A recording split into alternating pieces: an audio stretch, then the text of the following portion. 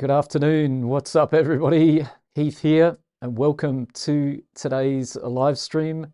Today, we're diving into some French house, that filter-driven disco kind of sampling sound that came out of Paris in the late 90s. Definitely inspiring today. Think Daft Punk, the album Discovery as a good reference point, but we're building our own track idea from scratch. I'm going to show you a really useful Ableton Live technique today, using some take lanes to audition some different loops and samples quickly. It's a bit of a game changer for this style of production where you're layering and experimenting, sometimes with multiple sources. So expect punchy drums, filter sweeps, groovy French touch vibes. And as always, this is real workflow, mistakes included. Drop your questions in the chat as we go. Feel free to let us know where you're tuned in and listening from, and let's build something. So without further ado, let's dive in and get started. First up, we're going to do a little bit of a test here, make sure everything's working. Of course, if you're already in the stream with me now, feel free to let me know how the mic levels are. And let's play a bit of music just to give you an idea of the kind of stuff we're aiming for today to produce. And then we'll start from scratch. So a bit of a test run here.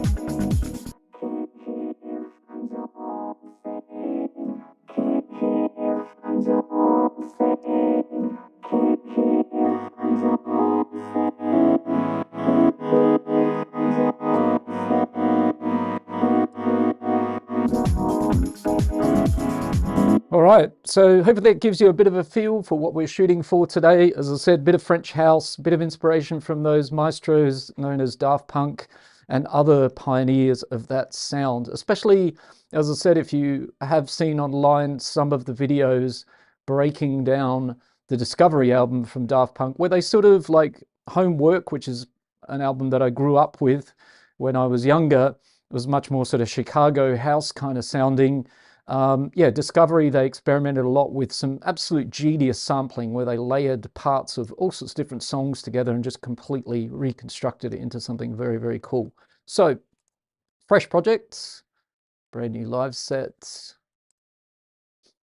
So many changes there. And we're going to start off with kind of modern tempos here, 128 house, so towards the kind of faster end if you want to look at it that way. And as I said, if you're on the stream with me, do let me know if you get a chance how the levels are in terms of microphone and music. And feel free, as I said, to drop any questions you have related to French house, electronic music, Ableton Live in the chat. So let's maybe start with the bass line.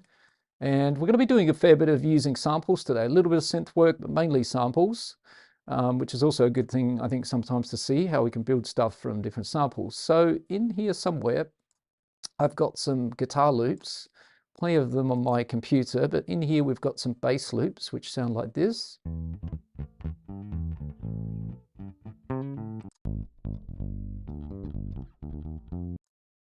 So really nice.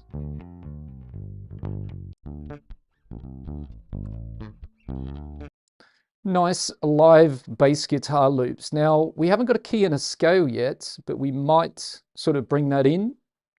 And we might need to pay attention a little bit at some point to the tuning.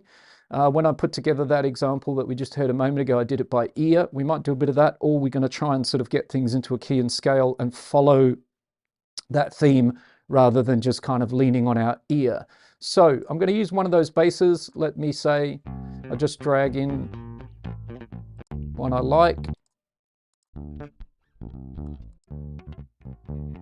I think this one here for starters, we can swap it out in a moment. So let's bring that down onto this MIDI track. So put it into a simpler, and let's bring our playhead along to a note in here.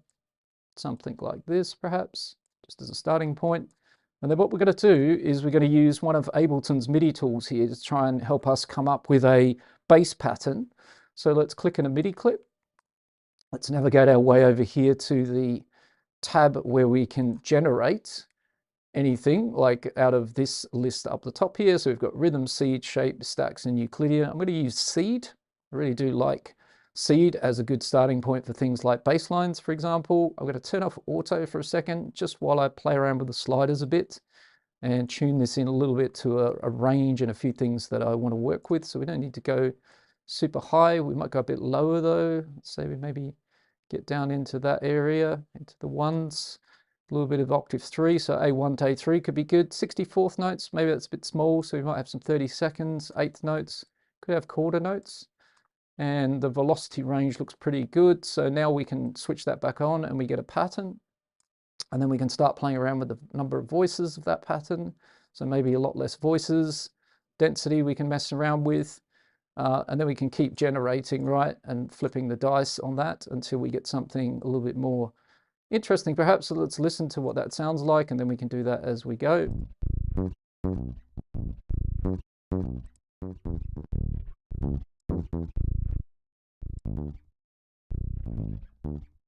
Okay, so I'm going to bring my note up a bit here.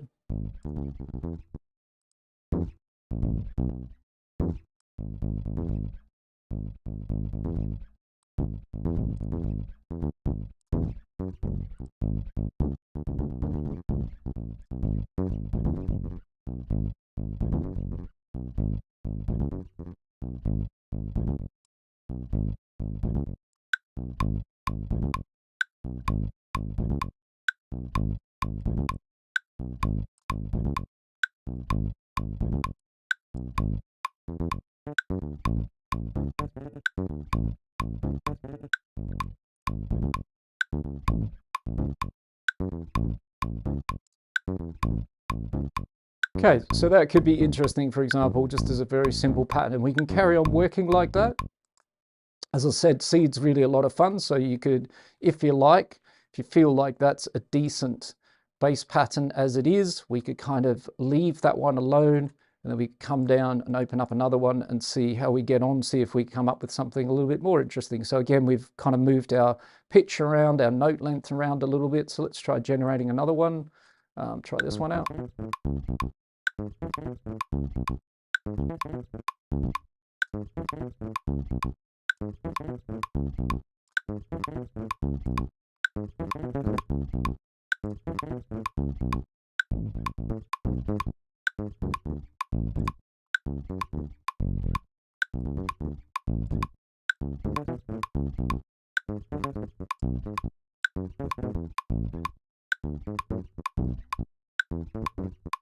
So for the moment, I'm going to work with the first one. Kind of like the rhythm of that, right? So I can just show you, you can go on for that for a while, but obviously for the purpose of live streams, we can get working kind of quickly here with seed. I'll just show you one that I did do earlier, which is a really, I think, very strong version of what I'm sort of showing you here. So I created this one exactly the same. So I'll just put this bass track in over here. And this is one I built previously using seed, right? And I just populated my MIDI clip with seed, and I've just duplicated it over a few times, and I added a few extra notes. So if I sort of pull that one over onto our track, you can kind of hear this one's a little bit more developed.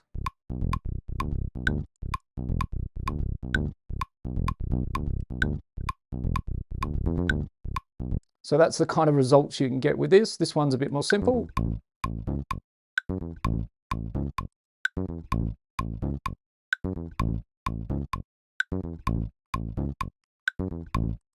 Okay, so they all kind of do the same thing, but the next thing we want to do is decide what we're doing down here. So we've kind of put this live bass into the simpler, and I just moved the marker to one note here.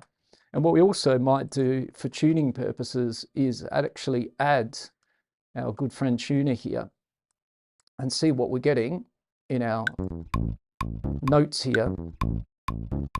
And what we should really do, if we want to make this kind of like, if you're learning, it can be a really good idea, because maybe we want to make sure that we know what key we're working in and we're going to build something in a key and a scale. Right now, we're not really sure what this note is here that's playing. So if we just put another MIDI clip here and we put a C and we put that legato, we'll drag it out whichever way you want, but make it a bar long. We just play this for a second. And we don't need it as long as that, actually. We need it much shorter. So it's just really playing this note, right? So what do we have here now? We see we've got an A, right? So when you're working with samples and you want to sort of put it into tune and a key and a scale, we're playing a C here, the middle of our piano, but we're getting an A back in our tuner. So this note here is playing an A, even though the MIDI clip's playing a C. So what we kind of need to do is make our A match. So we're going to pitch it up a couple of 3 semitones. And so now when we're playing a C, we're matching, right? And if we've got a little bit of not perfectly green, it's either sharp over here or flat. You can then tune that a little bit with the sense and get it kind of pretty close. I mean, to be honest, I think I'll probably leave that one alone. It's good enough like that. So that means if we go back over here and we start playing our sequence again, so for example, this pattern or this pattern, we are actually playing these actual notes. So we're starting with it. We know a C is a C. So when it plays a C, it plays a C. When it plays a G and an A. So if you watch the tuner now, it's going through those notes. So if you're not used to doing that, that's a really good lesson for how to use a sample, how to work with a sample and put it in tune. So we know this note here is giving us a C. If we want to move around a little bit, try out some other notes here. Let's make our loop smaller so we don't have to. Right, we can go around.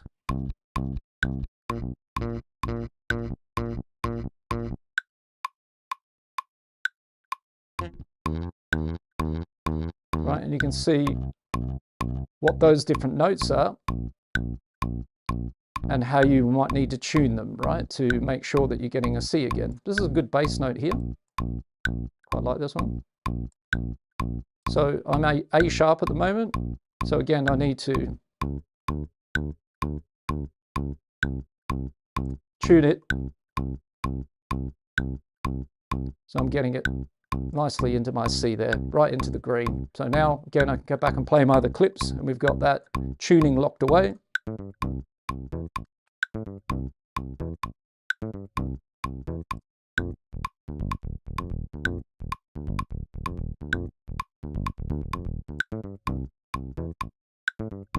So let's start with this one. And we know we're in tune. That's great. Let's maybe pop off this metronome here now, and we might go straight in with the kick drum and just get our kick and our bass going together nicely. If you're here in the stream with me as well, do feel free to say hello. Do feel free to drop any questions you have in the chat. Let's get something like a 909 kick into here. Let's go back into these Daft Punk times.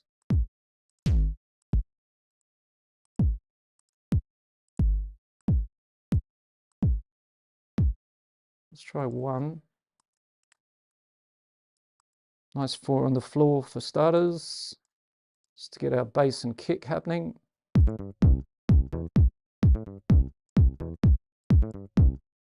And now we can sort of do a little bit of synth work if we like here on this bass. It's all working, pattern's working okay.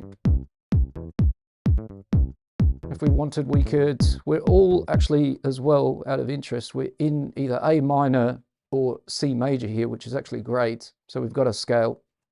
All of the notes that Seed gave me in this sequence, they're all in that scale. And so again, we might duplicate this clip a little bit more, and we could add just some little filler notes here manually.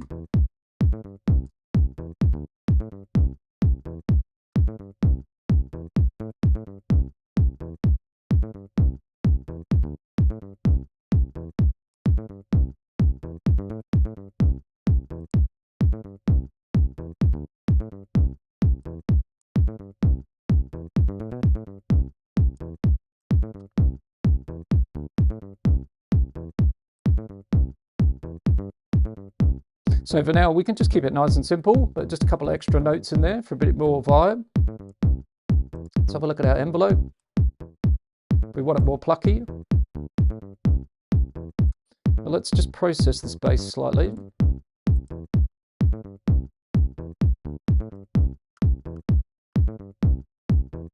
Let's have some raw.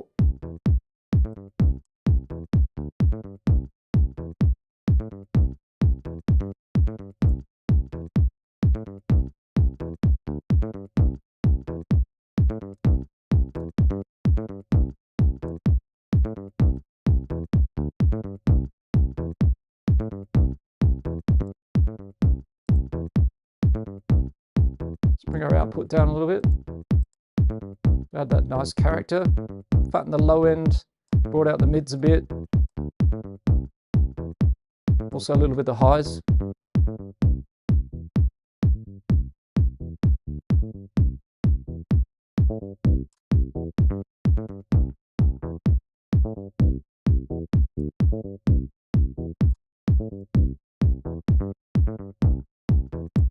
So we'll leave this filter open, but as you can see, we can get that kind of nice filter sound going on over here. But what we're going to do to this bass and our French house, French disco filtered inspired Daft Punk sound, we're going to use the auto filter a fair bit today.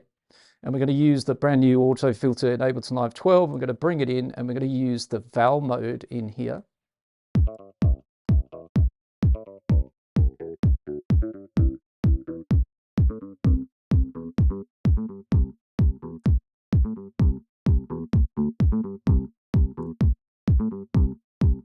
And we're going to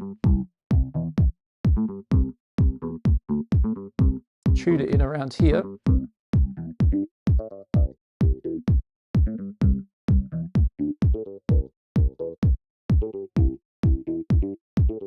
And we can get that lovely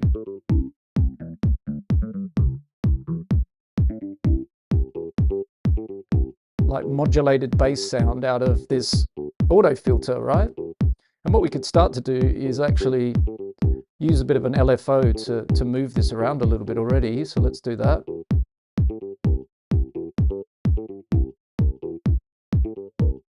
And let's make our LFO not be in frequency, but let's note sync it as well. So let's go to the rate, make it synced. So we're going to get a nice rhythmical LFO filter.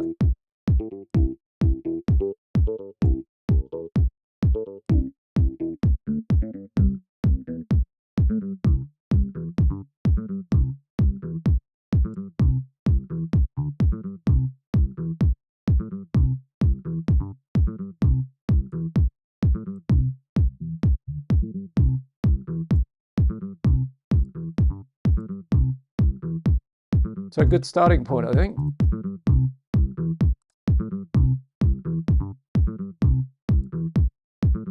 You could also try with the phase, we could put it to spin and we should get nice movement if we're after a bit of a sort of mid-bass sort of sound, which we could turn this into a mid-bass. So what we might do as well, so we'll copy this over, all of this. So we'll do a duplicate actually, and we'll have a second track over here, and we'll call this the sub bass. And then we're going to use the same patterns. So we'll just get rid of all these ones, put them down a bit. And then up here, and what we're going to do on the second bass, just going to use the pattern, get rid of all of those effects and bits and pieces, and we're going to have an operator here. Just so we're going to make a decision here. We're going to have a low bass here as a sub bass, and the other is going to be like more of a mid bass, right? So over here we're going to have operator. Here we've got our live guitar with the filter, auto filter doing its nice modulation. It's a real live played in bass, so we've got that feeling. And here we can just add the same bass notes, same pattern, but with a nice operator beefing up the low end. So let's have a listen to how this sounds. Vadim just popped into the chat there. Hi all, how are you doing today? Well, I'm doing good. I hope you're doing good, Vadim. I hope I pronounced that well. French house today. Feel free to add any questions, and great to have you on board here. So sub bass. Let's just listen to this on its own, shake this up a little bit.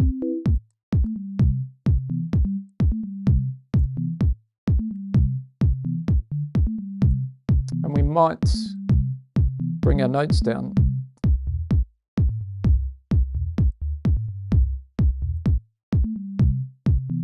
Change out from sine to triangle.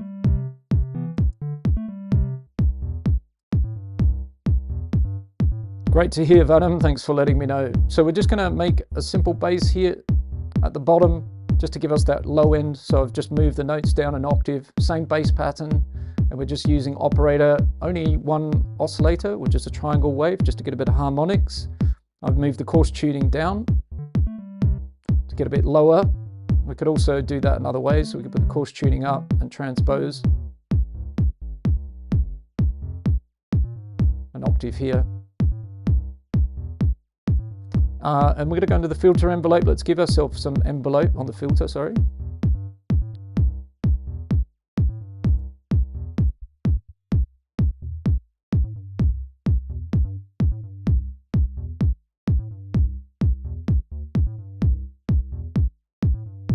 Let's pop into the main tab. We'll turn it to one voice, just a monophonic bass, so it's nice and centered. We don't need any stereo here. Maybe the envelope. Look, maybe plucky.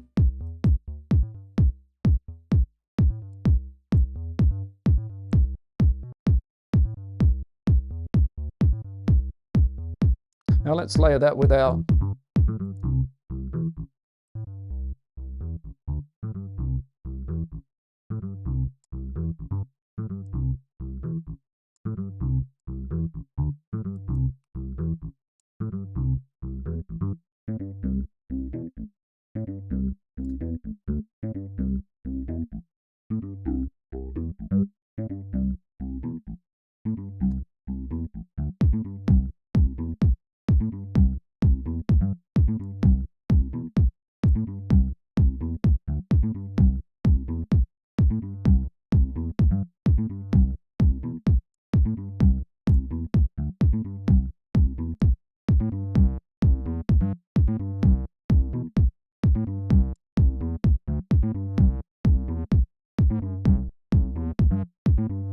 bit too much character in this bass for the moment, so I'm just working on that just to smooth it out a little bit.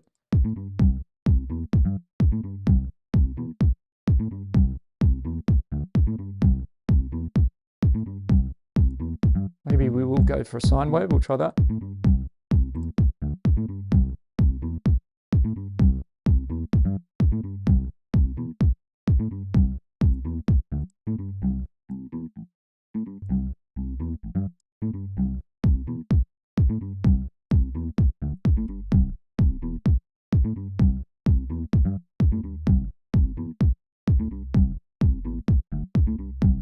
That's better. I just want it sort of like, so if we take the mid bass away, it's very deep. So it's just layering up. The main bass is this guy here, the live guitar bass, right? So it's just giving it a little bit more oomph down in the low end, and we can add that in our arrangement when we want to thicken this mid bass up a bit. But this is the main bass, the guitar bass.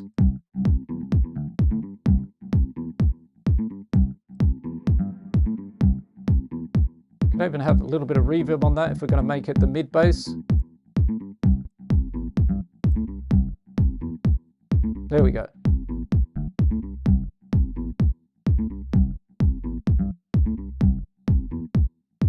So yeah, now we've got this kind of beefy bass if we want.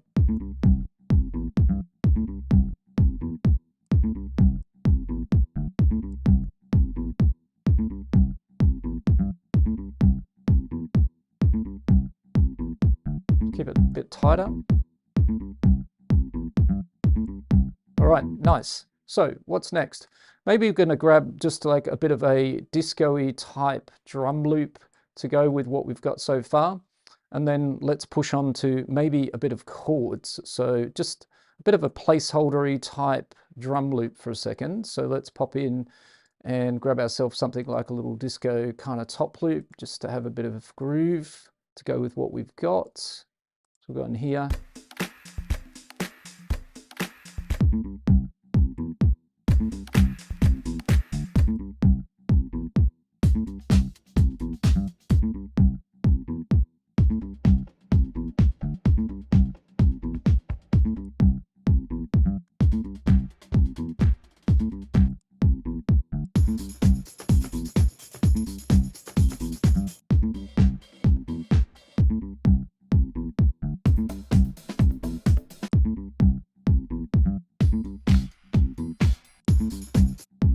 me this one.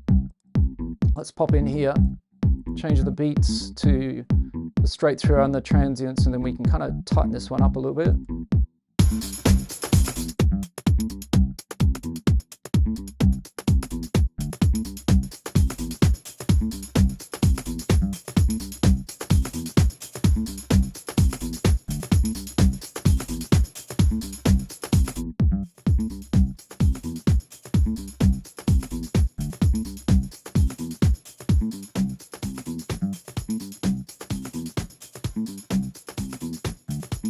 Okay, let's EQ the bottom end of this a bit.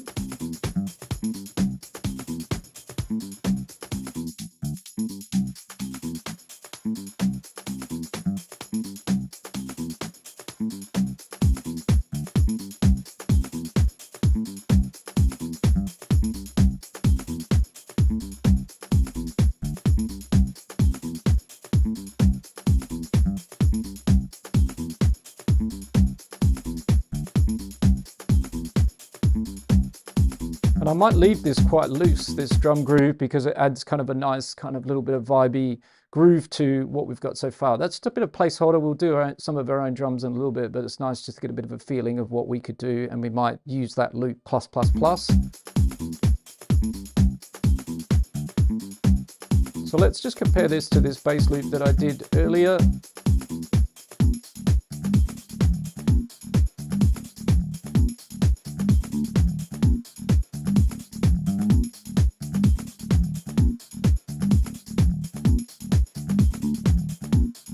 So as you can see, there's a little bit more work went into that, but again, that was built by Seed using Ableton Live Seed, the same way I've built the other bass pattern, this one here.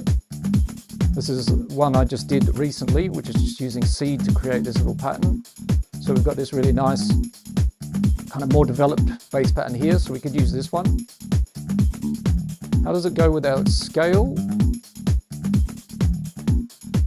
So this one's in C minor.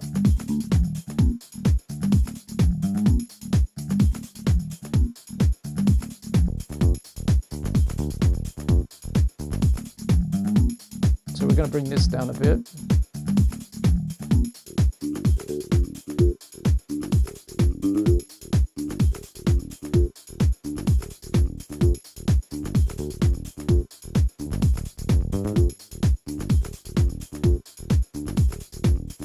So we've got a little bit of balance of this.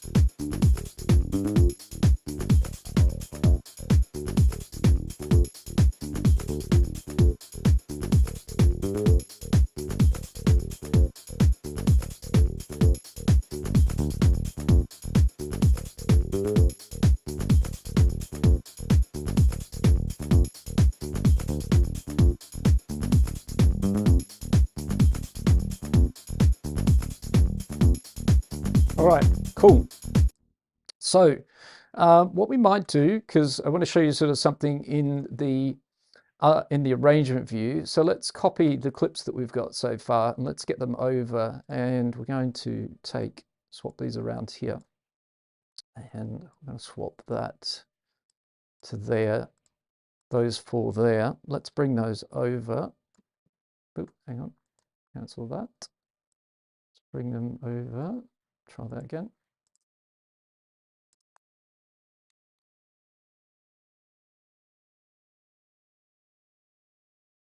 That's better. And let's bring those over into here. And we're going to work in the arrangement view now, just get it going a little bit. And let's drag this out to sort of 8 bars is good. So let's do that. Loop that up. And let's check what we've got over here.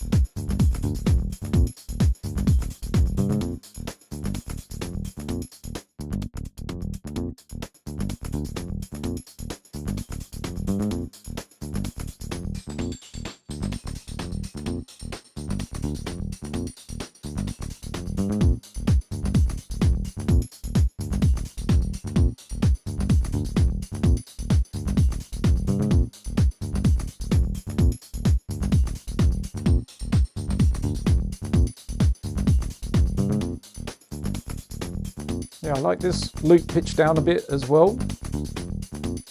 All right, so now what we're going to do is kind of have a little bit of fun here in a second. So, well, we're having fun already, but we're going to try something out in a moment here. So let's just do a bit of housekeeping here.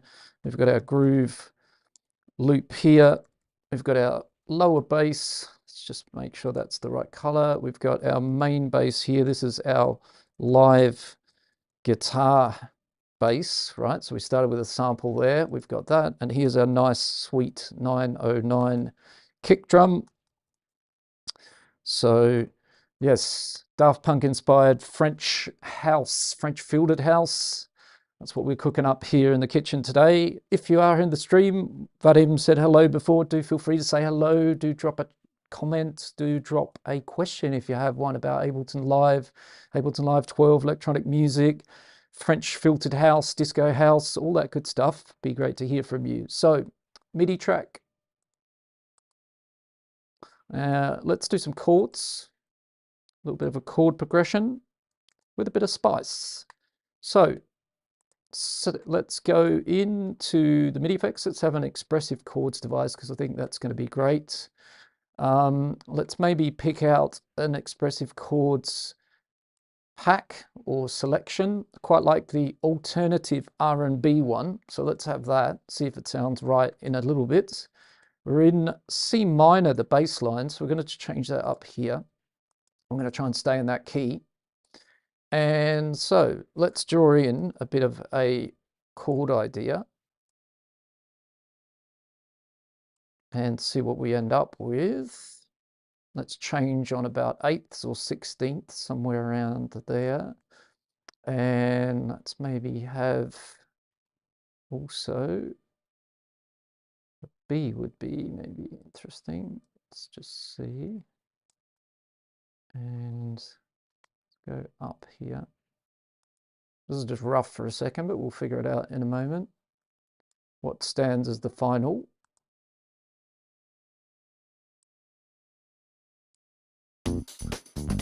We're not going to hear anything until we put an instrument on there. That always helps. So for that, let's do drift. It's the only sort of, apart from the sub bass, it's the only thing we're going to do a little bit of synthy type work on to get this sounding right. Let's turn off oscillator 2. So we're just going to have one oscillator, saw wave for a second.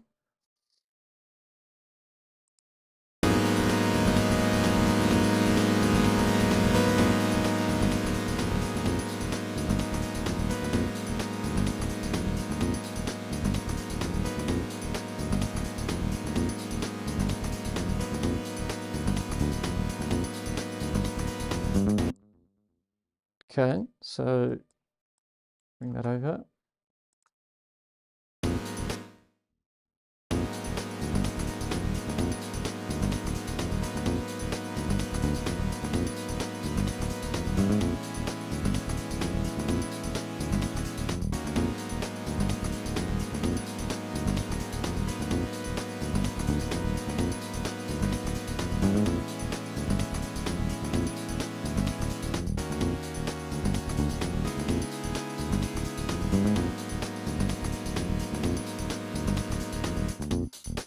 Too high? Okay.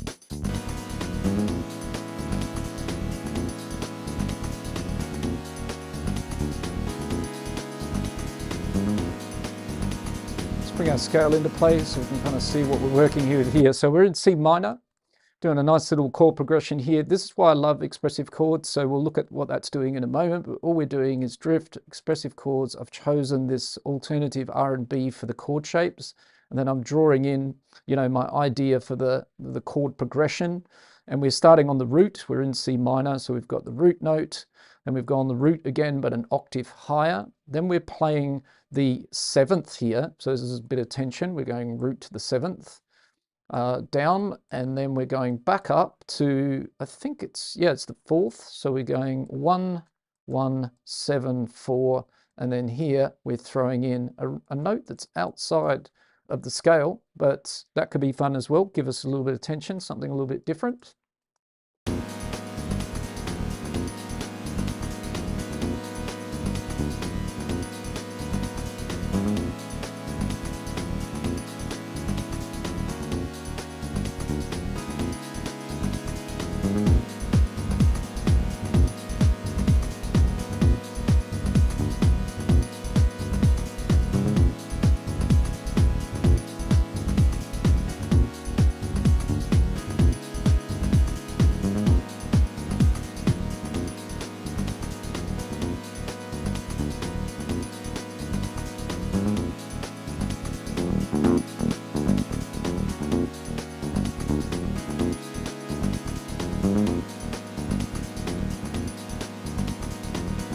Just got to bring my bass note out a bit using the raw.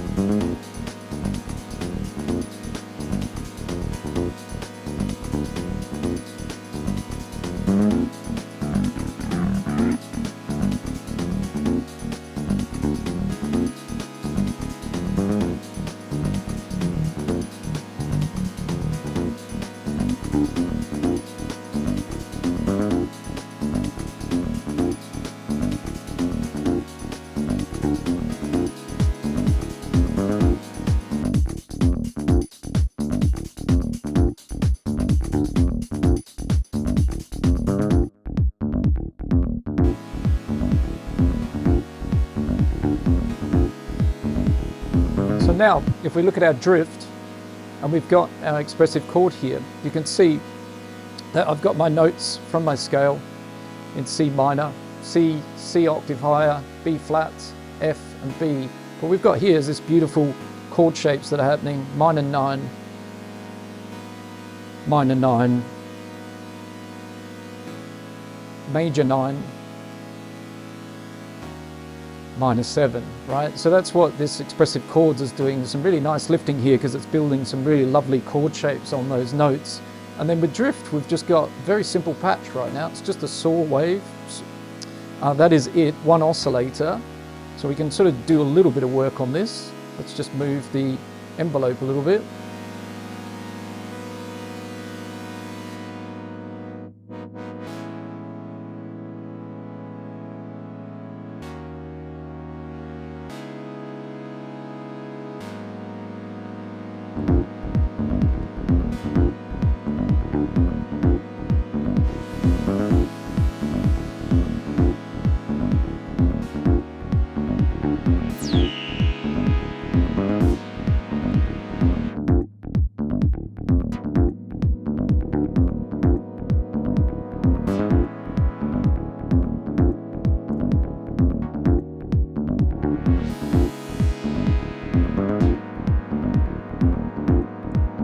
So before I do a lot on this drift, let's just reset a few things here.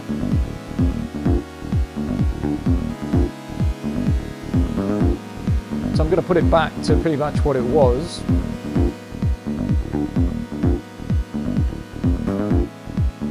And then what we're going to do is, given that we're doing French house here, filtered disco kind of house, we need a pump on this. That's kind of one of the signature moves. We've got kind of like these modulated filters. So that bass, live guitar bass with this auto filter in the vowel mode. So down in here in this vowel mode, moving around on the bass on this live guitar bass sample, that's working very much into that niche. So with these chords, we want sort of like a sidechain pump on that. So let's do it with just a regular compressor, and we'll set it up to sidechain off of the kick drum, the 909 kick, and let's get it rolling.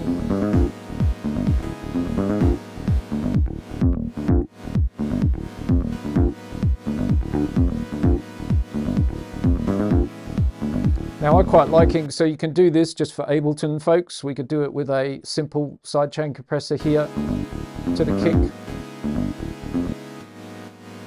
So we're getting that nice French bounce the sidechain bounce. But what I quite like doing, if you're fortunate enough to own the Kickstart from Nicky Romero, great little device this is, because we can bring this in. It's not very expensive from memory, around 15 euros. It's well worth that. And with the Kickstart, what we can do is also set it up to sidechain. So we go audio up here, go down to the input, we'll put it to the kick as well. But what we can see here, which is really helpful, is we're not flying blind. So with the compressor, we have got lots of tools and we can bring up lots of displays and things, and we can kind of dial it by ear, but here we do get a bit more help.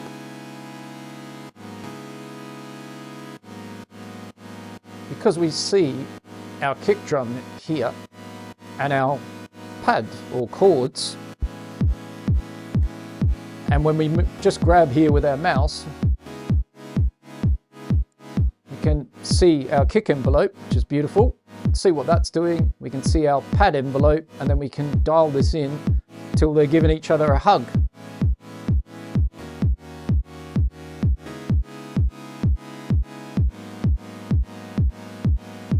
And you see, if I don't sidechain this, my kick doesn't sound so good, and my pad doesn't sound so good because they're blurring into each other, right? And if you want to change your envelopes, more steeper, they're all going to sound different, right? If you want real pump, you go for these kind of very hard cuts. If you want it very soft, get some of these shapes, much more gentler. Quite like this.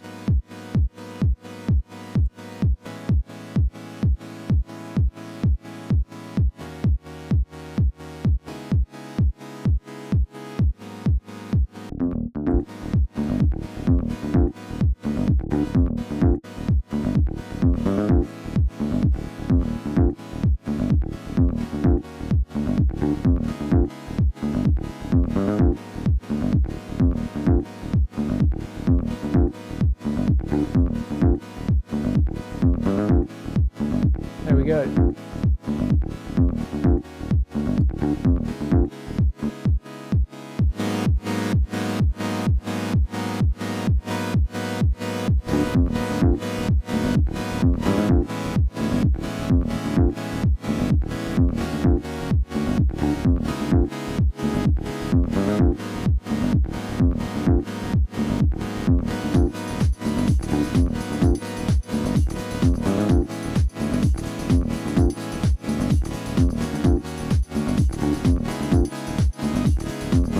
Nice. So that sidechain, really important for this kind of style of music, helps a lot, helps that pad get out the way, gives it its nice pump. I'm just gonna grab a limiter, pop that on the master track, because we'll, for YouTube, just give it a little bit, run it a little hot so that we're not quiet.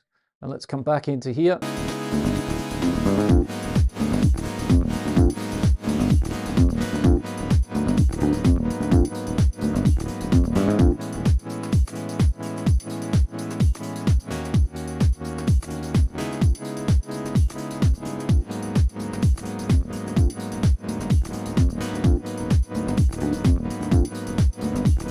Looking at the chat comments here, Steve, good afternoon from Ibiza. How are you doing? How much sidechain do you recommend on a high string? Maybe you can elaborate a little bit. I think it just depends what you're wanting to do with your sidechain. So sidechain can be creative, and it can also be used for corrective. So in this case, I would say that the sidechain that I've used with either the Kickstart or the compressor, it's a bit more creative. I want to create the pumping feel. How much, I'm just dialing in by my ears, right? So it's more creative because I want the pump. If it was corrective, then I'd be very much paying attention to that hug and exactly when my kick works, how I really want it to work, and get things out the way of the kick, right? So I think you can think of sidechain a lot of ways. I like to just try and simplify it sometimes and split it into corrective and creative. This is doing a little bit of both, but it's mainly there to give me my pump, but it does help the mix because it's also meaning that this is not getting in the way of the kick that I've sidechained to. So we're kind of killing two birds with one stone, if you're familiar with that phrase. We're also, while we're thinking about that, we are going to stick an EQ8 on here, and we are going to EQ the bottom end of these chords as well, just to get rid of any junk.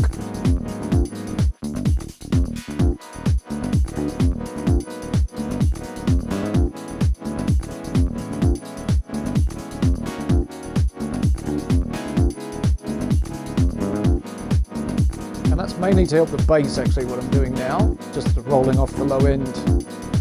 And if it's too much, sidechain.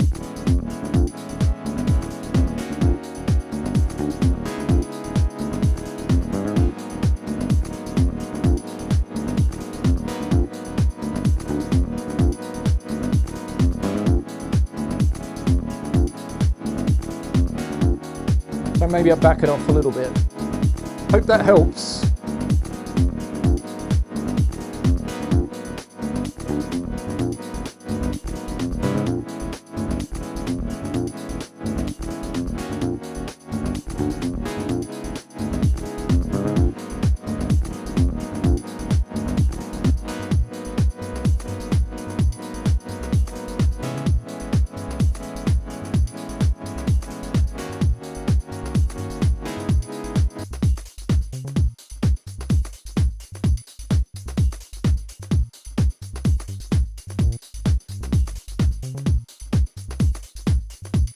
This is our low bass. I'm just playing with that a little bit.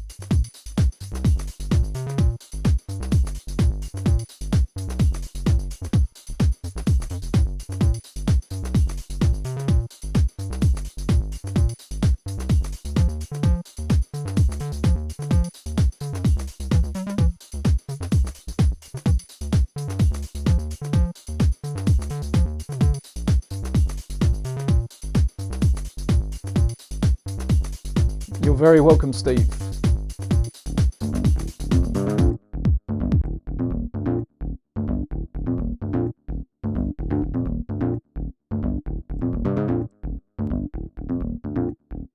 Yeah, let's keep it quite neutral, this bass.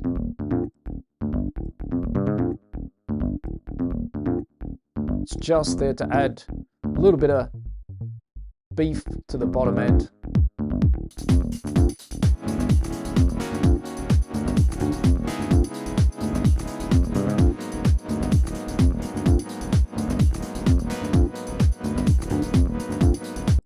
Okay, so we've got a nice kind of roll going with what we've got so far. Now let's have a little bit of fun with something that kind of almost inspired this whole video, really, which is like Daft Punk in their Discovery album phase. So Homework was a lot about Chicago house kind of sounds, 909s, 808s, a bit of acid, TB303s, lots of those nostalgic analog machines. And in Discovery, they went like on a sampling bonanza, and some of the sampling in it is just next level when you look at some of the tracks and how they used all these different sample layers. And yeah, really masterclass in that kind of work. And I think if you look at Ableton Live, sometimes it's a little bit underused, this feature. I've shown it in a couple of other videos, but let's play around with it a little bit. So what we're going to do is get an audio track in here. We're working with a lot of samples today, a bit of synth work, but not too much. What we're going to do is open up a take lane. So we're going to put in an audio track, insert a take lane. So we've got a take lane here. And then what we're going to do is grab ourselves some sort of guitars. So maybe something out of here.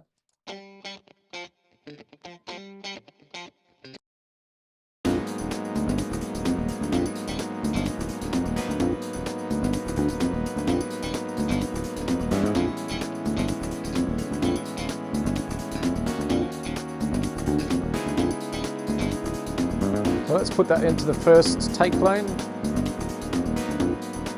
And we'll insert another.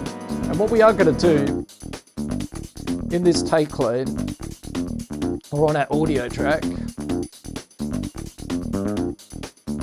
down here,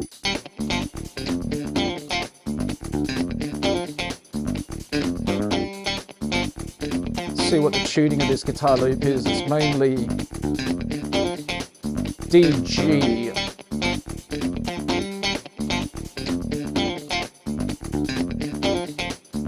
And we're working with C minor, so just in case we come back to our scale here, we've got one note out of scale already actually, which is this B, which is okay, but we've got G and we've got D in our scale, so that guitar loop will work. Sorry, but those chords don't sound right at all. They sound out of tune with the busy bass. Well, you know, that's an opinion there. Take it on board, but that's as how you feel about it. I don't really see that's a clash at this point in time, but there you go.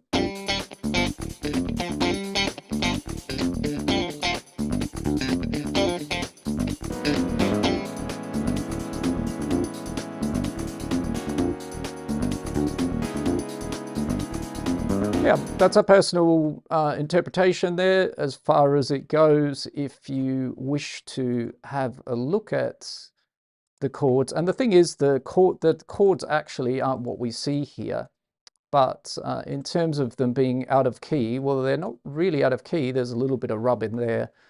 In terms of what the rhythm is doing, that's what's going on there. But yeah, again, I have an ear that they feel okay to my ear. So fair enough. Thanks for sharing your thoughts.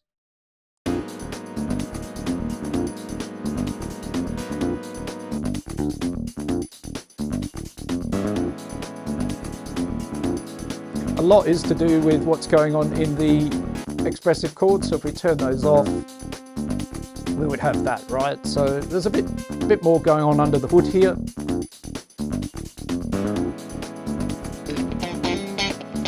So let's get back on track here. So we've got this guitar loop. Let's just take out a few things for a second. And then we're going to kind of add some more to this. So that's one guitar loop. We've got a second take lane here. Again, let's have another different one. And we'll turn this off now.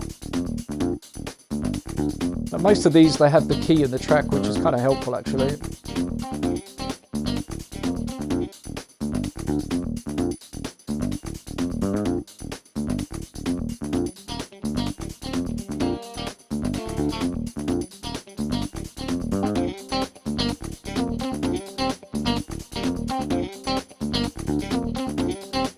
So we can check all our tuning and try and keep things in scale here if we like. These have the key in the titles, but in a moment, depending on how much we use of them, you'll see in a second what might happen in terms of, like, you know, whether we need to do any tuning or changing of the key of the parts of these loops. So being a bit random for a second, it will make sense a little bit in terms of how we're going to get it to pull together. Sometimes with these streams, just coming back to Omanic's comment there, sometimes I'm just doing it by ear, and sometimes it's very much following a key and a scale. But don't be afraid to break rules or do things that sound good to your ear. That's one of the best things you can do actually, is develop an ear that you know, is your taste, and you understand what you're aiming to create, and your ear tells you that's good, then stick with it. It doesn't have to be necessarily always by the rules. We've got a note out of key already, but it sounds quite good because it's giving a little bit of tension from that. Okay, another take lane. As we're getting sort of off the track here of what we're trying to do down here. So we've got a few guitar loops now. Let's maybe throw in a bit more music down here. I've got plenty of those. So we can go and choose some other ones if we wish, but I think we've got a few guitars. Let's maybe try a bit of strings down here.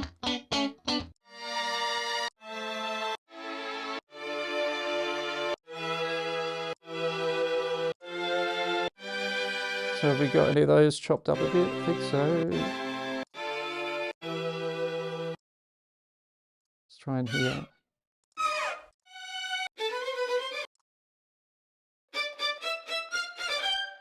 Yeah, this kind of thing. Let's maybe have that.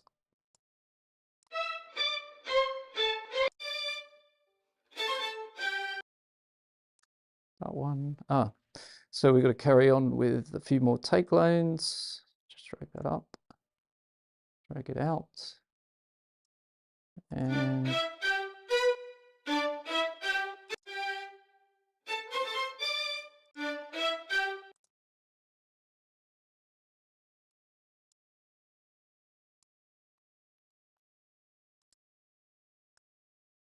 so we keep going with this, and this is just to show you a bit of an idea here about how to sort of like maybe create an interesting loop, layering some different samples using the take lanes of Ableton Live. And you can insert as many audio loops as you like here, full tracks.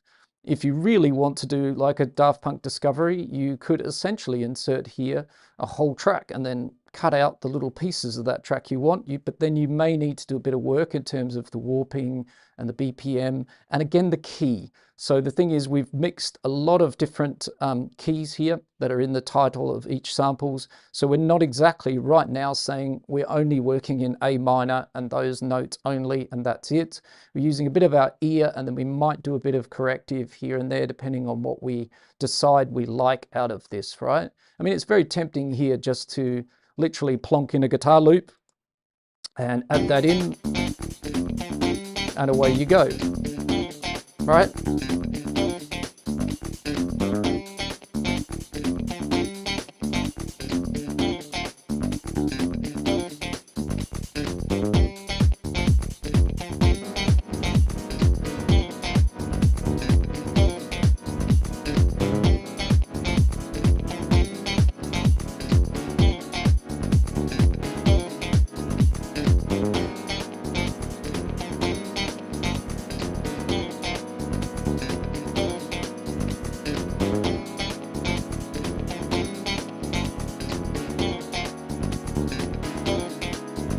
So you could do that, but we're trying to sort of do something a little bit more than that. So turning off this take lane, coming in a little bit, maybe we'll work over here first, right into just a couple of bars or one bar at a time. We can go right down to that.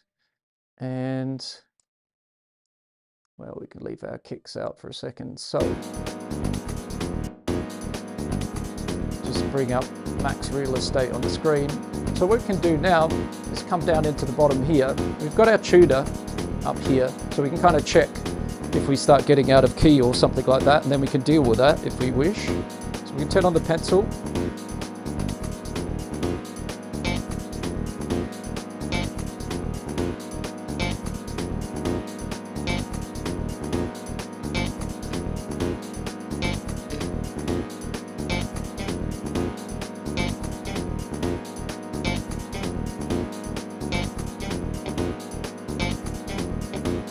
So depending on how complex or simple you want this loop to be, we're kind of building it out of multiple loops, right?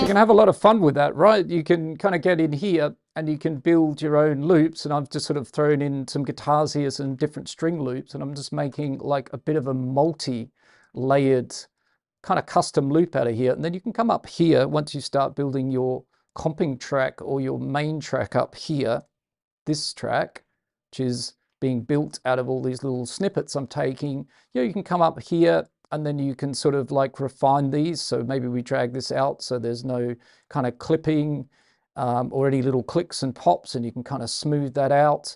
Also, if we've got an issue with, let's say, our key and our scale, we could address each of those individual notes and pitch them into our key or scale if we wanted, right? So for now, again, I'm just relying on my ear for the moment. But what I'm sort of saying is you can go into this clip and then you can adjust its pitching and tuning if need be. We can reverse it, the sample, do all sorts of fun stuff. So this opens, as I said, I think some really interesting ideas, and you could have many, many full tracks or different samples down here.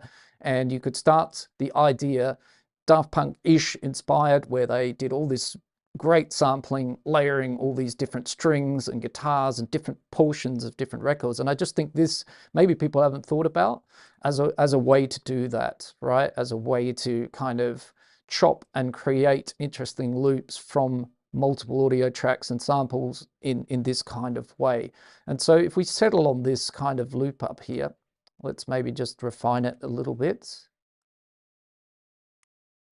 We'll hear what it sounds like, or maybe we can create something in it that's a little bit more spicy in a second. Show you what I mean by that. But just literally just make sure there's no sort of like funny clicks or pops.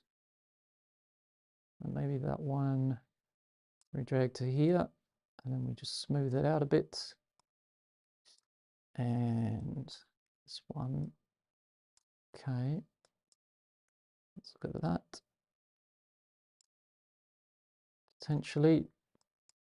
So as I said, you can get in here and kind of refine it all.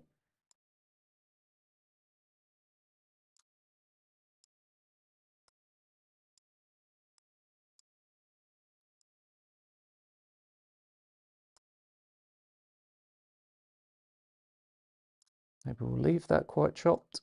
See what that sounds like here. Yes or no? Let's have a listen. Just in isolation for a moment.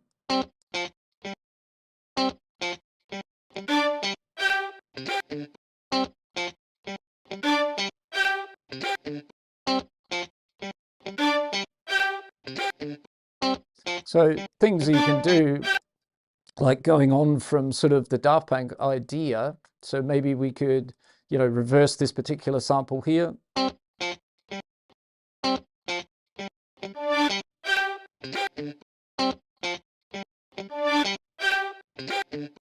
And then with this one here, this little string here, what we could do there is maybe chop this a little bit so it kind of doubles up a little bit. Let's try that.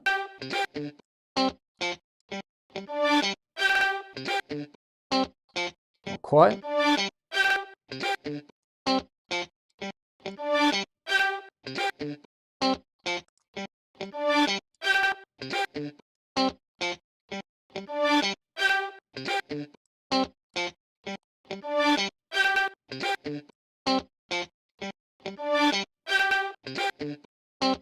Right, so you can start to make little repeats. And another way you can do that, we can go back.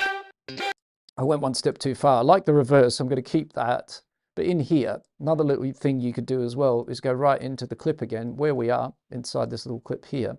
And you could maybe, again, make just like a small loop in here, where when it reaches there, it does a nice little repeat kind of move.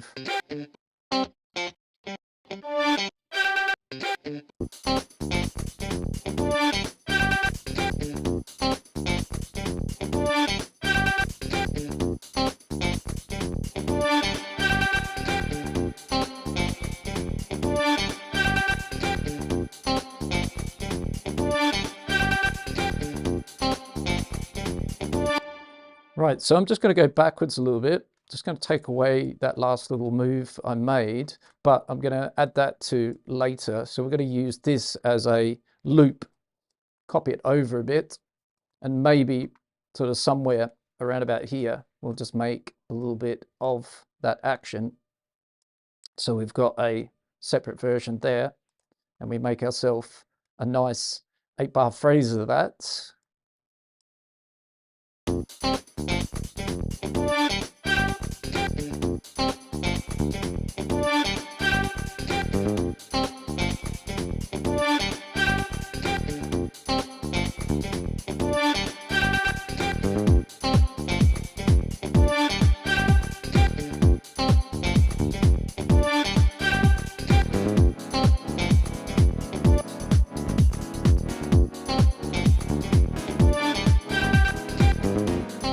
Now those chords do need adjusting now, for sure, but we're just working on this for the moment.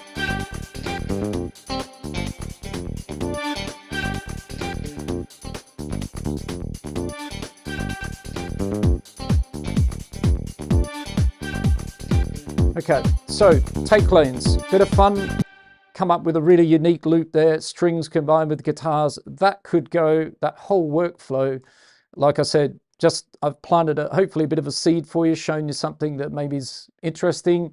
You can take that as far as you like. As I said, this could be full tracks, could be all sorts of different mixed sort of sounds.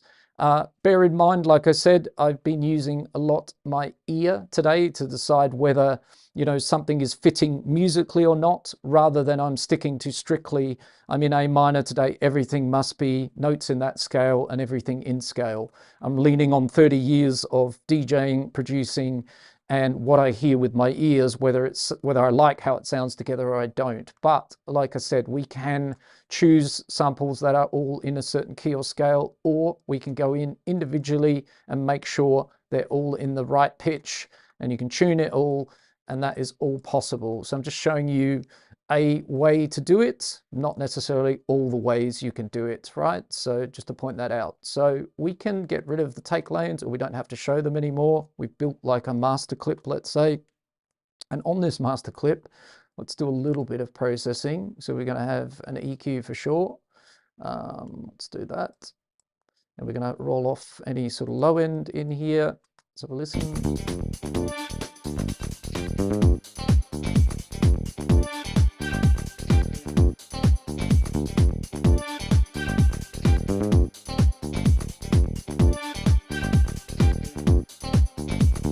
Let's also have an auto filter here. At this time, so we've got our bass, the modulating valve filter. Let's try the guitar, the comb filter.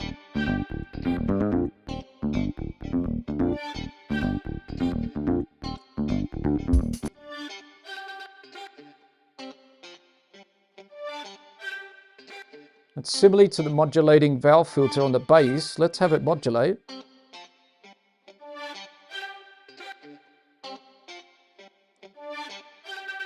Let's maybe make it note synced as well.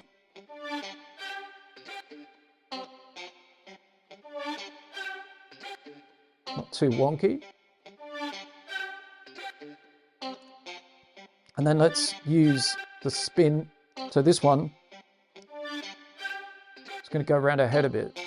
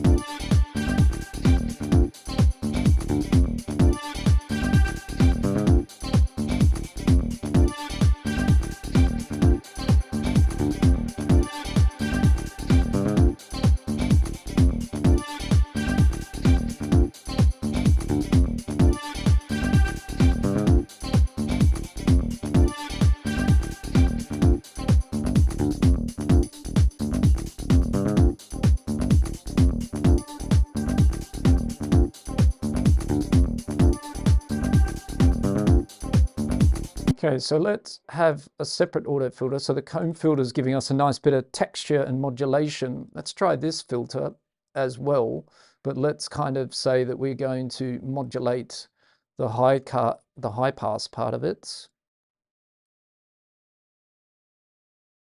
And what we'd really like is to make this a lot longer, but we'll just work with what we've got in number of bars for now.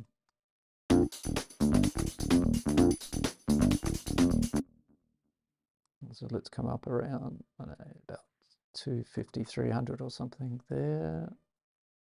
Start from around there somewhere.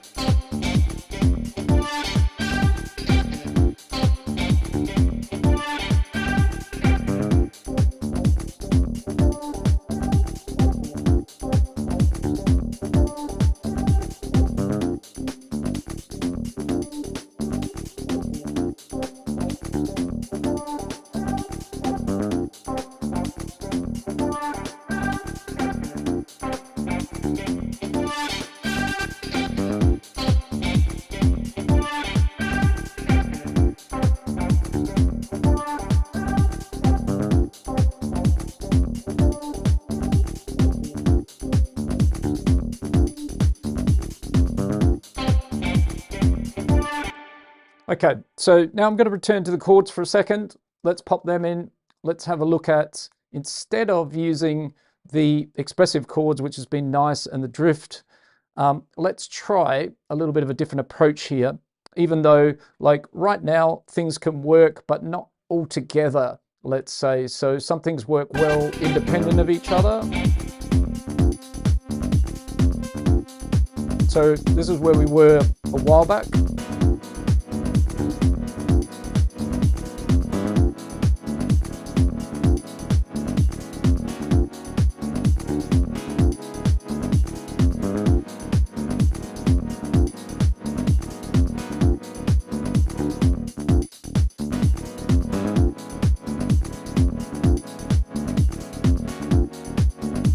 Which I like.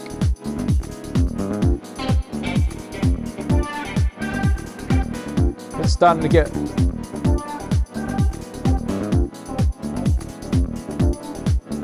a little bit too busy in here. We do have a second bass, which we could also try just to see, which is much more minimized that we built earlier. So let's bring that over. That could be also a good option, potentially. That's a little bit less busy. But yeah, it doesn't work now with the other guitar loop, so that's fine. Fair enough. So back with this bass.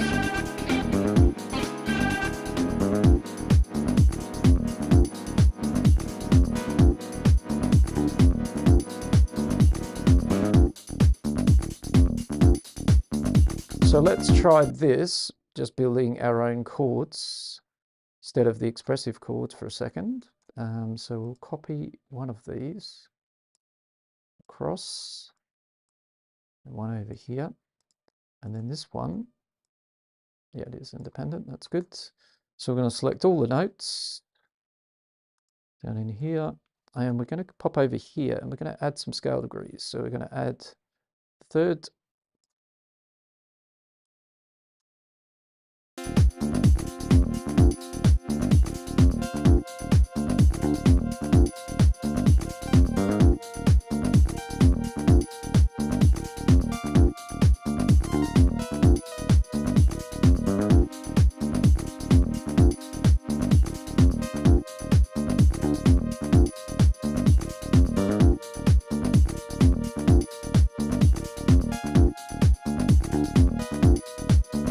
So again, what I might do is really work on these manually. This could be one way we could work, but there are lots of other ways. So we might just build these out individually and revoice them a little bit. It's just that the expressive chords that I was using before, it's quite nice, but it's kind of ended up not quite working with the guitar track that I've just added recently. Unbelievable, I'm currently working on a French house inspired track on my Roland SP404 Protector line, and just went to YouTube for some added inspiration, and this came up on my feed. Cool, well, welcome aboard. Hope you're enjoying.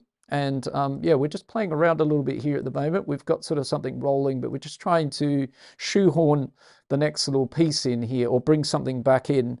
Omanic, it would be far easier for you to tune all those guitar and string samples before you figure out the rhythm. Otherwise, it all sounds all over the shop. Everything is fighting each other. Again, you know, that's, I appreciate you and your comments, but that's your interpretation. This is YouTube. We're just having fun here. I'm not suggesting that you necessarily copy what I do, but in my case, the way I'm working, again, just in a couple of hours, is building something from zero, and I'm using my ear to decide whether the rhythm or the little chord chops from the guitar strings work or not. You can decide. Obviously for you, you would prefer to do it a different way. That's absolutely fine. I'm doing it this way today, and I have mentioned along the way that if we want it to be more precise, we could do it a completely different way. I quite like a bit of generative, doing things a little bit different so that I get different results to it being absolutely planned out. So I'll leave it at that. Thanks for your comments. Let's crack on.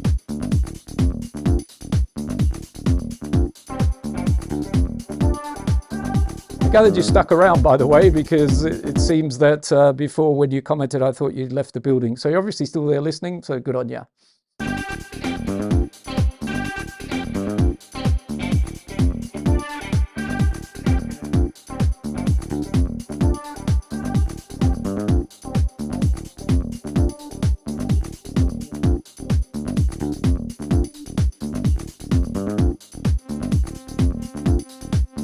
All right, so I'm going to have a crack at these, traditionally kind of voicing them a little bit. So let's go and build just some triads here, and then we can voice those a bit nicely and see what we come up with there. So playing a note and skipping a note in our scale. Now we've got also a note outside of the scale that I've been sticking with over here, the scale that I started with. And again, it's a bit tense. We might nudge it into scale, and we might leave it outside of the scale. So we're building the triads here. Play, skip, play. That's the workflow for those. Let's invert these a little bit so we can share a note here. That's the top note. So if we did carry on, we'd end up with the same chord there. We don't quite want that. So we know that these two are sharing notes. Okay, so now we've got a common top note up here, which is quite good for the voicing there. We can leave that as it is. We can have that as the middle note. This one down the bottom. So we're sharing notes across chords. This just kind of means like that's a pretty good voicing there, apart from this sort of jump here. But we'll see what that sounds like.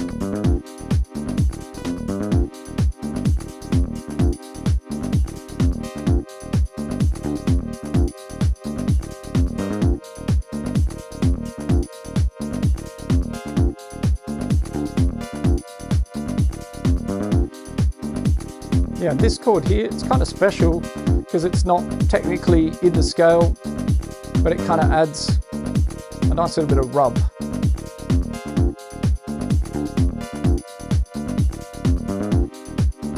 Otherwise, things would be very, as I said, stable and uniform. So let's go for 4-note chords. So if we put this back up for a second, again, just playing, skipping and playing a note to get ourselves right up into 4-note chords. So we're going to get a nice bit more richer sound.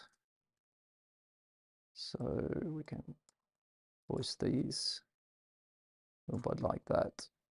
Pick a chord.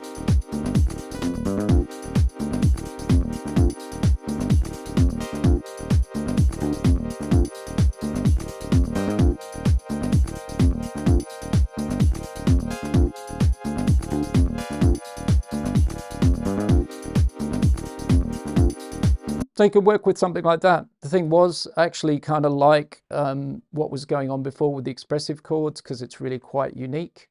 And this is what happens sometimes in a YouTube live stream, that I'm sort of showing things as we go, and sometimes the mistakes as well as the good things. I point that out at the very start. So I kind of quite like this. That kind of what I just did was okay in terms of voicing and chords, but I kind of like this progression with the expressive chords and kind of what this does with the drift patch as the chords. They're much more interesting.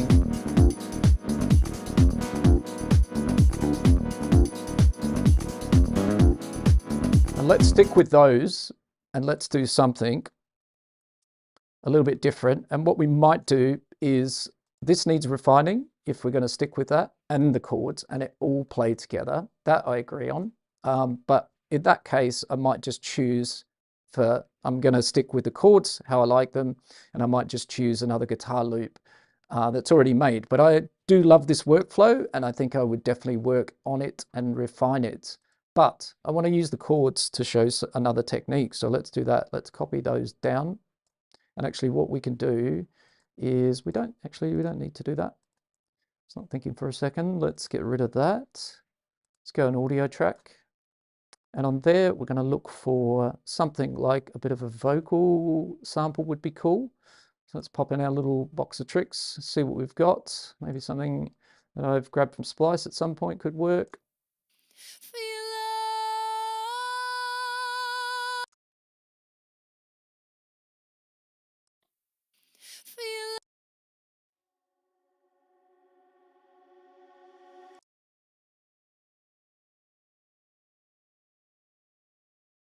Okay, it's a long way till that comes in, but it will come in shortly. Feeling my feet on the ground. I got the music. Can you feel?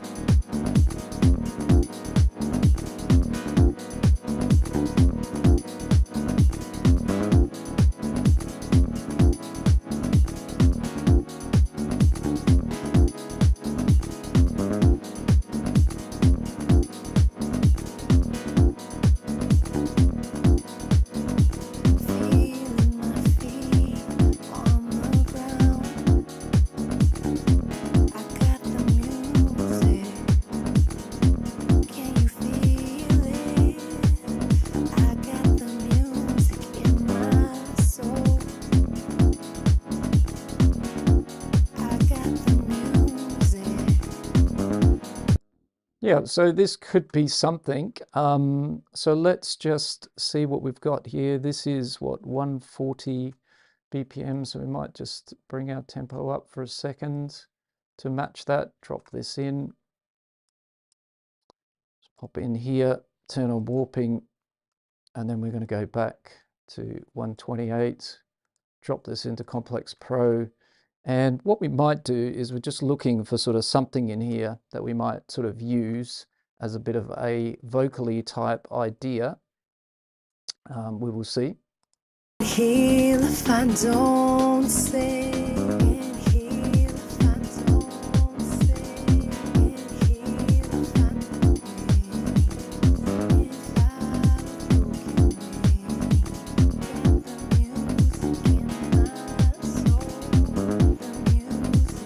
Okay, so I quite like what she's saying there. Let the music in my soul, something along those lines. So let's see about nudging this into a bit better shape. Let's take it away from there, bring it in a bit. Okay, let's grab ourselves the auto shift, pop that on there. We're in C minor, so let's say down here we're going to push her tuning into the key and scale.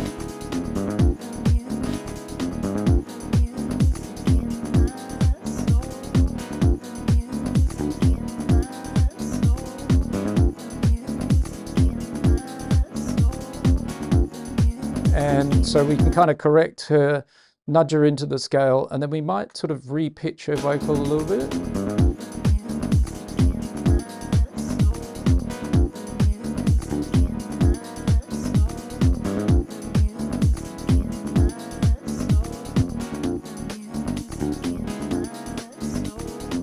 Okay, so that's kind of fun so far. Bit of a vocal idea, looped into a little snippet, auto shift on here. What I'm doing with that is putting it into the sort of key and scale that we've got running in the background that we've been working with so far. That's doing that. I've repitched it slightly here. And then what I'm going to do here is I'm going to vocode it. So give it a little bit of that, more of that French touch. So let's throw a vocoder here. And this is why I sort of wanted to hang on to these chords a bit, because they're going to drive this into the vocoder. So external here, output from the drift. Those are our chords.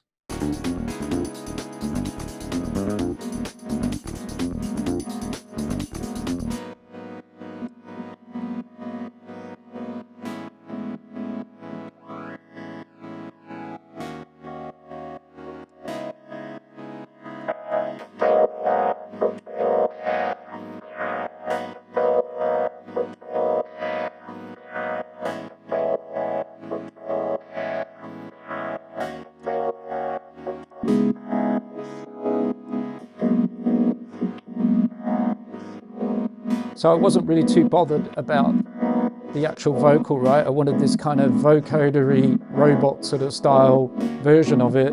So yeah.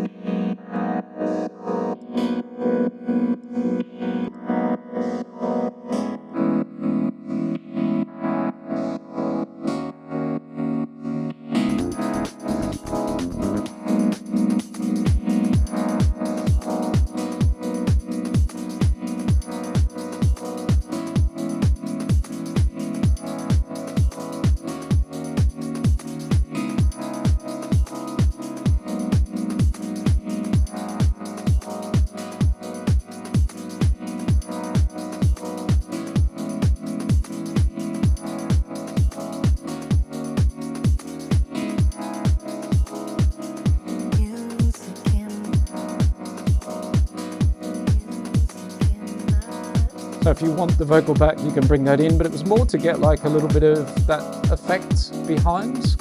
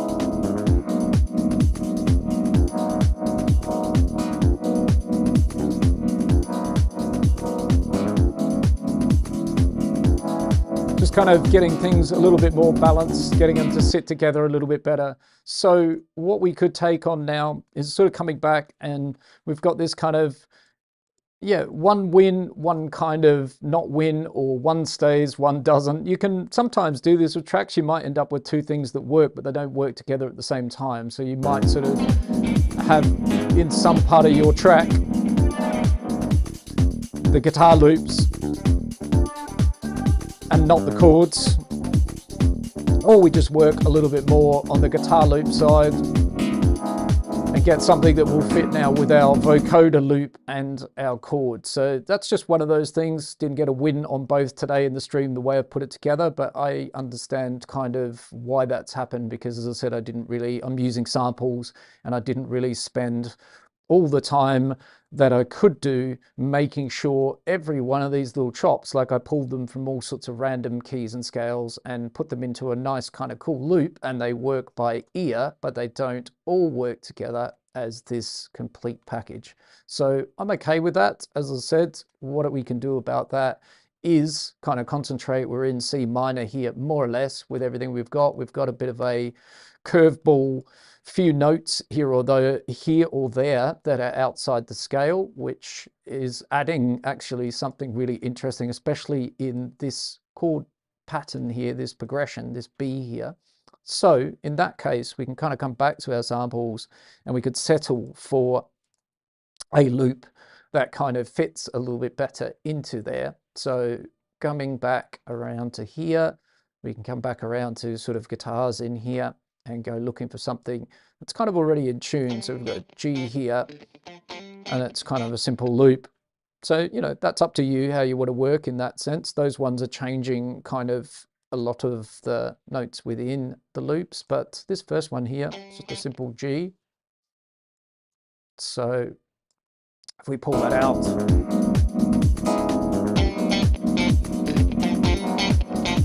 and we can get that.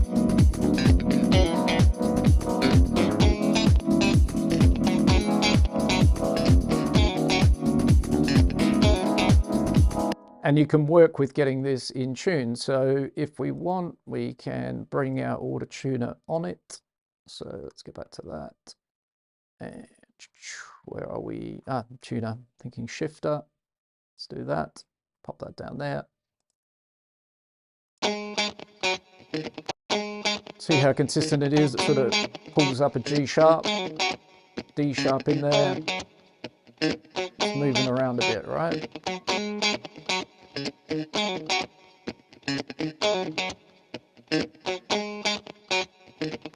So what you can do is use the tuner like this and see what we've got. You can then, if you're unsure, we can go back up and just pull up a clip where we've got our scale in play, and we can see that we don't have a G sharp as part of our C minor, but we do have a G.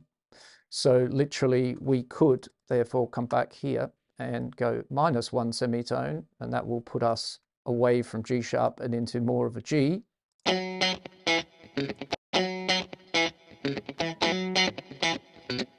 Although we're going the other way, so according to that, so it's okay, we'll go the other way.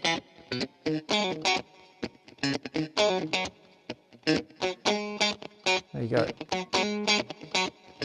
And if you want to be a bit more accurate at this as well, like sometimes coming away from here, we can do it with semitones and cents here, but you can also go and get yourself a shifter, and then you can kind of like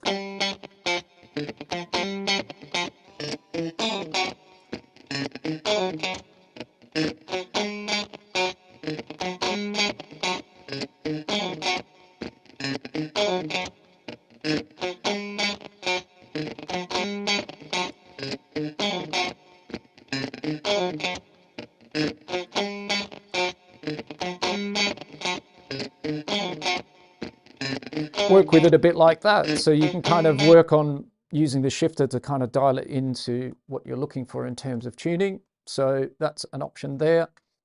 We've got now more of a G, and we can also go in here and similarly to the loop that I built before. So we've adjusted tuning a little bit with the shifter, and we can do it here. Come in here. Let's go into the envelopes. We'll go into here to the clip, go into the gain. Then what we're going to do essentially I'll take it all out for a second, and again, just build our own little bit of a custom sort of loop.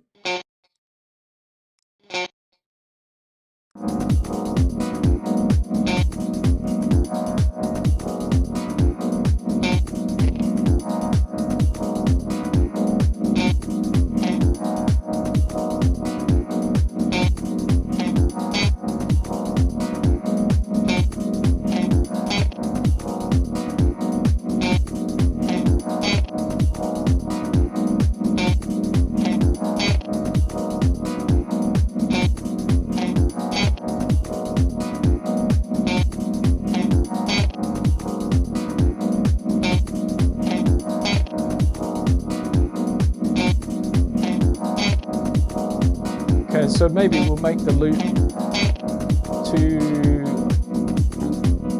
4 bars. So in the second section we'll customize it a little bit as well.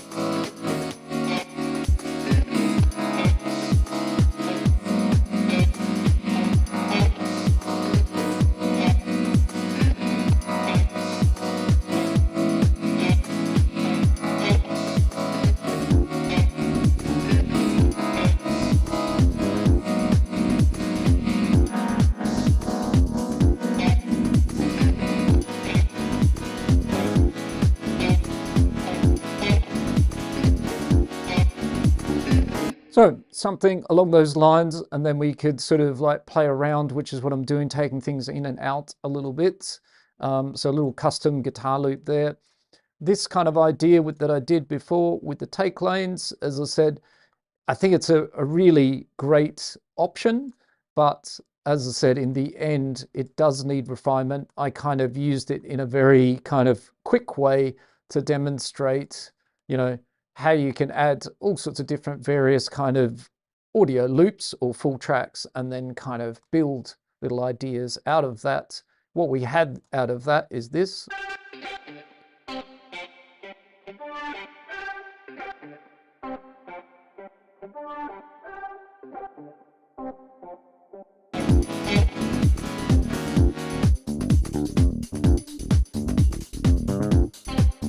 And it's quite kind of cool. It just doesn't go with everything that we've got kind of on the table here today.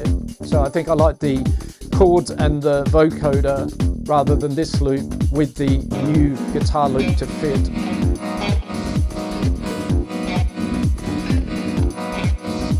We're going to do this another day with the take lanes that make it a little bit more refined from the start.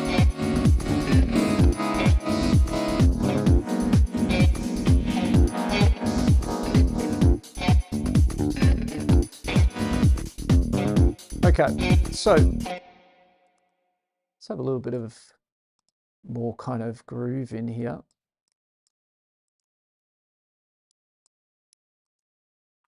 Do feel free, by the way, if you've got any questions about Ableton Live or French house electronic music, do feel free to drop them in the chat. Very happy to answer any questions you might have. All right, so bit of a simple pattern here. Let's bring in a 909. So we're going to jump down into here. We're kind of working with 909 drums, which fit well for this period of time when Daft Punk were doing their thing in the late 90s and early 2000s. So we're looking for either a ride or maybe just an open.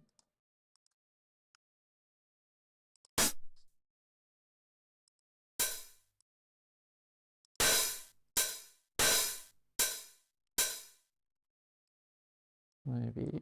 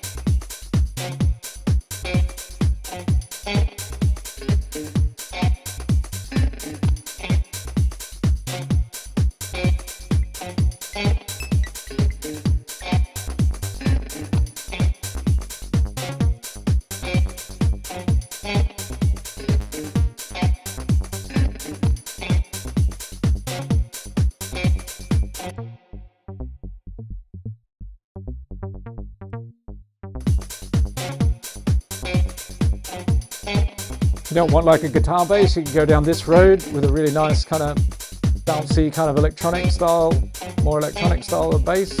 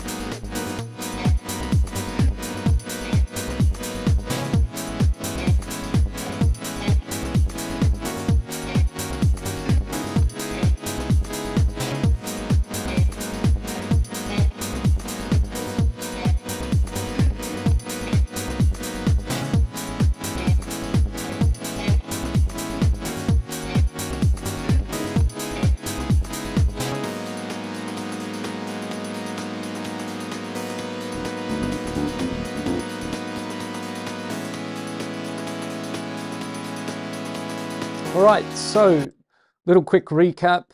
What we started out with today, doing a little bit of French house, inspired by, as I said, the likes of people like Daft Punk, and trying out some of those techniques. Ableton Live's brilliant for applying some ideas that can bring you in that direction, especially the new auto filter. It's well documented. I think the fact that we can get this valve filter in and modulate this is really beautiful. We put it on a live guitar bass in the beginning, and what we did was a traditional kind of sampler workflow with this live guitar bass. We brought in a full bass loop of a live bass guitar playing, and what we did with that in the beginning is we made sure that it was tuned to a certain key. So we just did a little bit of basic sampling there, where we understood that if we were playing a C on our keyboard, that this was playing back a C, this little note that we were using here.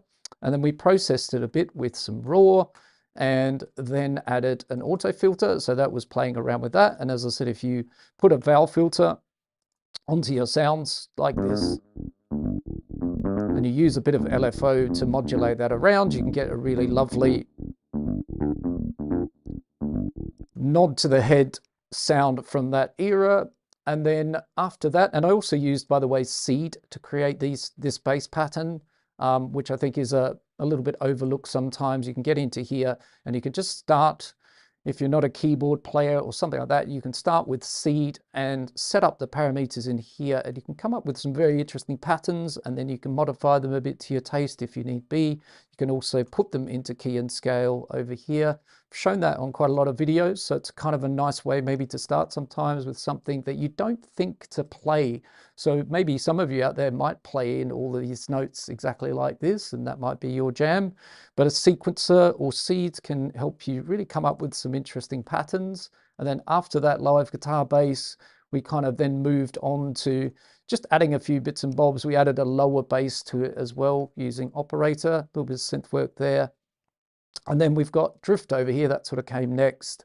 And drift is using expressive chords, another great device from Ableton Live. So what we've done kind of there is brought in some chords. Let's get that back there to the monitoring.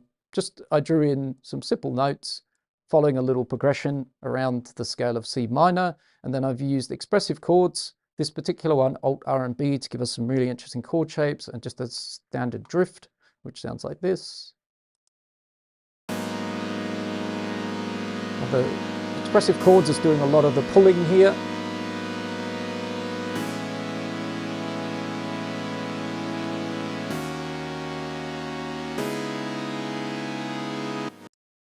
And then down here, we've got a vocal chop, which I've taken out of a long vocal take, just looped up a little section of it. And what I'm doing with that is I'm using the vocoder to take the chords and vocode it. So we end up with those two working together.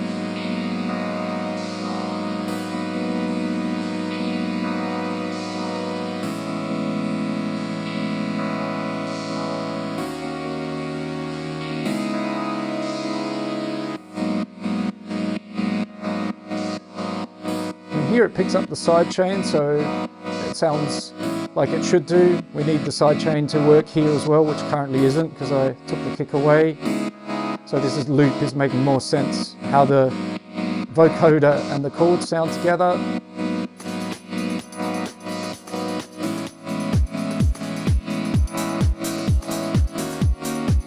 And then I've just been adding a few bits and pieces to that as we go. Some drums, little groove loop.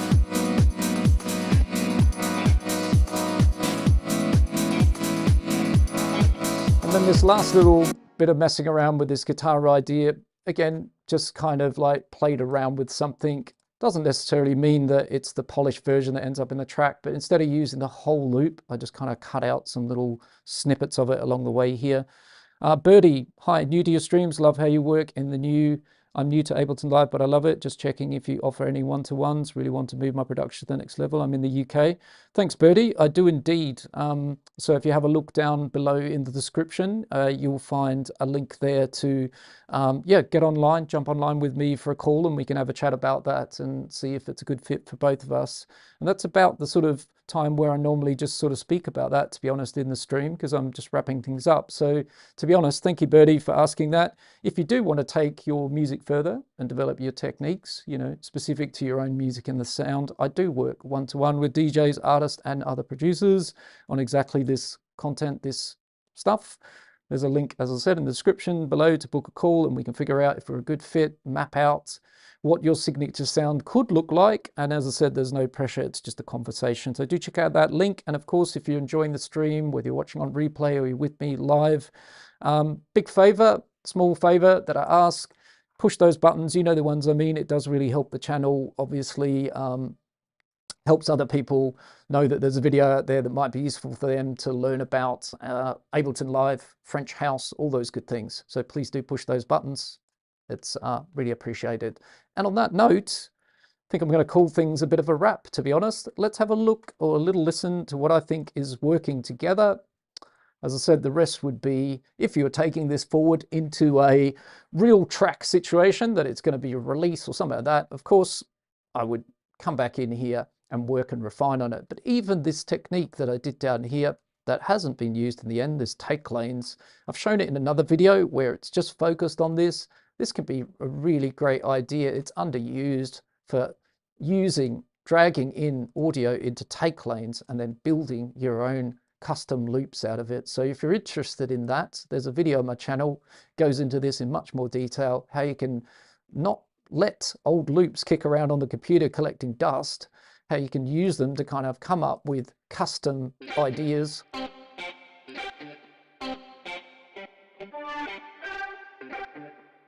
That loop doesn't exist anywhere else. It's just here today in this stream on the computer. And so if you're into that kind of originality and making your own sounds and trying stuff out, Ableton's a brilliant door, and you can do stuff like this, use all these take lanes, add whatever you want, bass loops, bass guitar loops, full tracks, and then you can go in and it's as simple as turning on your pencil tool and you can start choosing little pieces out of it and turn it into the loop. The only thing I will say about today, there's been a few comments regarding it, which has been interesting. Sometimes when you're working on music, everything's precise and it's tied to a key and a scale, and all of that good stuff. I work a lot like that, but sometimes as well, it's good to make choices by ear and feeling and vibe, and you just go with those instincts as opposed to it being something that's locked and tied to perfect music theory. I kind of like that sometimes to do that, as much as I like generative music as well, as traditional music, simply because I can look back at something like this pattern here that Seed gave me, and like I said, it's probably unlikely that I would have played that sequence myself or even drawn it in with the pencil, and it did give me something for a live guitar bass that is, you know, quite interesting. So, you know, play around with those things, because Ableton just really is incredible in terms of what it can offer you as far as tools and workflows and things go. So on that note, have an amazing Sunday, everybody. Take good care of yourself. Keep on creating, and I'll catch you soon in another live stream or another video. This is Heath Holmes signing out. Happy Sunday, everybody. Ciao for now. Bye-bye.